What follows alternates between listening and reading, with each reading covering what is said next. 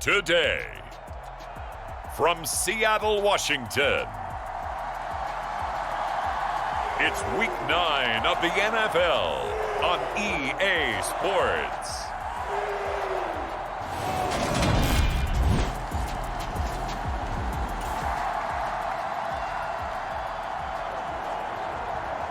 The offense is in the red zone. It's a 1st and 10 situation at the 15-yard line.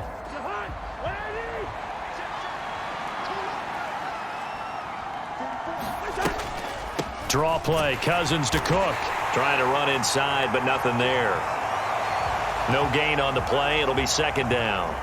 Defensively, we always know that he is tough in run support, and I think the way that he gets there is he understands what an offense is going to do before the ball's even snapped. A great job of scouting prior to the game, then reading, reacting, and taking the right path to the ball carrier.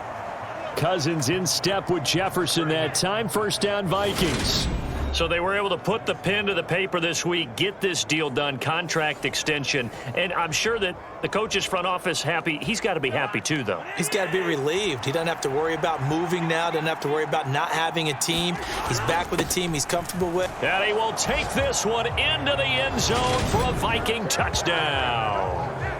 Dalvin Cook with his 13th rushing touchdown on the year. And the Vikings respond to that opening drive touchdown with one of their own. And that caps off what...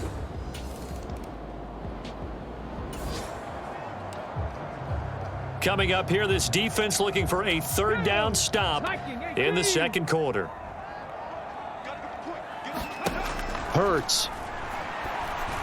And this is going to be incomplete.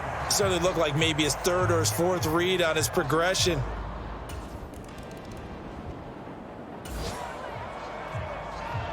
Coming up here, this defense looking for a 3rd down stop in the 2nd quarter. Now on 3rd and long, they'll look to throw. And that is incomplete. Just inside of 2 minutes for this offense. 2nd quarter. They've got the football, but on their own side of the field.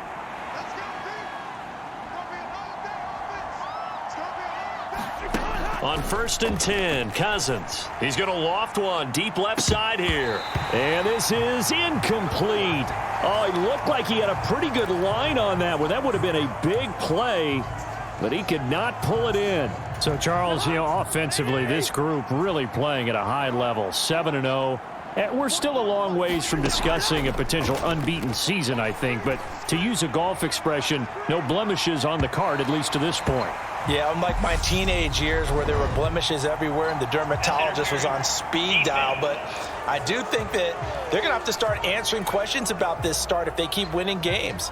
You and I both know, we in the media, will start to obsess about it and wonder, can they take it all the way to an undefeated season? So now then, the penalty's got him set up with a 1st and goal.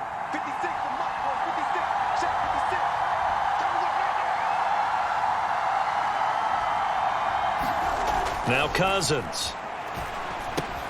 It's caught in the end zone. Touchdown, Minnesota.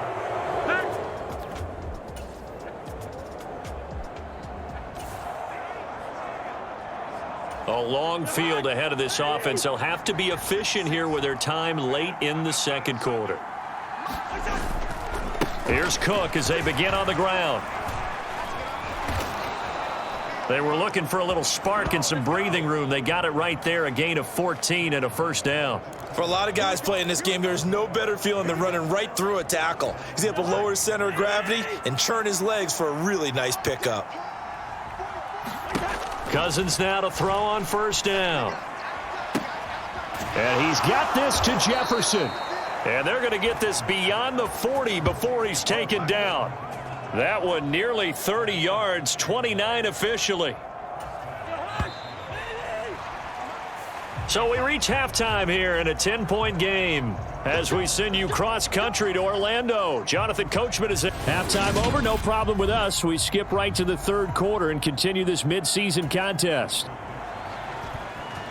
The Vikings have to like their position. They've got the lead. They get this football as well as we are back and underway for the second half. A solid return, pretty good field position. They'll start at the 32.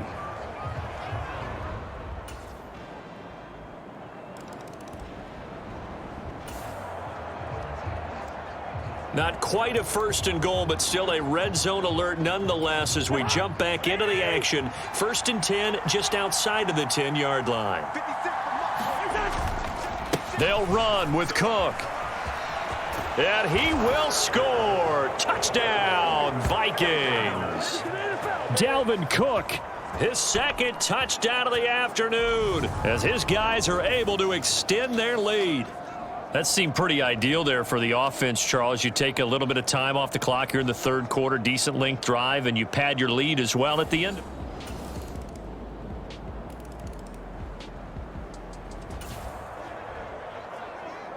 A 3-point deficit for this defense. Can they get the stop they need and get the ball back to their offense? Let's find out.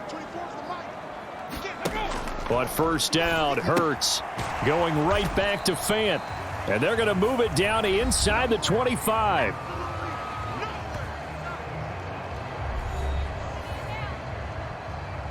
Let's go now.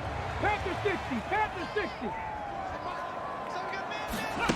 From the 24, Hurts. This is the tight end Fant. And he'll be marked down right at the 15-yard line. I got a kick out of that one, partner. You and I talk often about trying to hide receivers in certain situations, but a guy of his size can't really hide him. But the tight end drag route, definitely an effective way to sneak him across the formation for an easy completion and a first down. Just a yard on the pickup there, and it'll bring up a 2nd and 9. So it's Seahawk football as we march toward a conclusion. They face a second down, but they are in field goal range. On 2nd and 9, Hurts flushed out right. And he's taken down at the 7 after a gain of 7. They'll get to the line here, but remember, it's also 3rd down. Touchdown! DK Metcalf, his 4th. The drive of the game forthcoming. This offense, a field goal does them no good. They need to get in the end zone. The good news, they have all 3 timeouts left. Let's see how this plays out. Now the first play of the drive there is incomplete. Work with me, partner. Take a deep breath, because that's what they're doing down the field now. That incompletion allowed them to exhale a little bit. Get in the huddle, kind of scan the crowd, see if any celebrities are here. Relax a little bit as they start this big drive. He's going to let it fly. And that is caught one-handed. Oh, my, he pulled it in. A big play there for Minnesota. 54 yards. Charles, just a gigantic play right there. Absolute breakdown defensively, but take no credit away. A huge gain, and that turns things around. Now Cousins. And this is caught. Touchdown. And they've taken the lead here in the final minute. What a game this has been, and what a drive that was, Charles, to take the lead here late in the fourth quarter.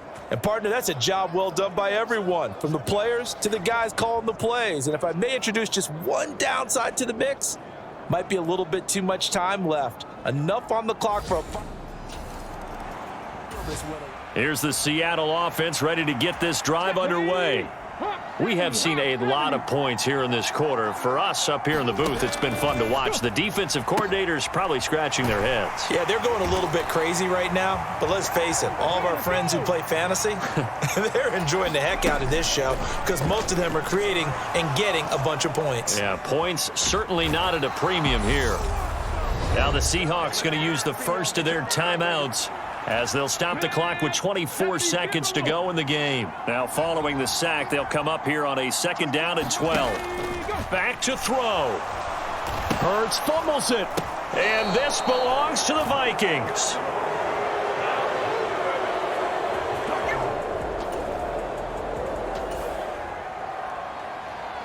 This defense trailing in the fourth quarter and really needing this fourth down stop. So the final seconds have ticked away in this Minnesota victory. And say what you want about Lumen Field here in Seattle, but for my money, this is the loudest and most difficult place to win in the league when you're on the road. It's very hard. The fan support, off the charts.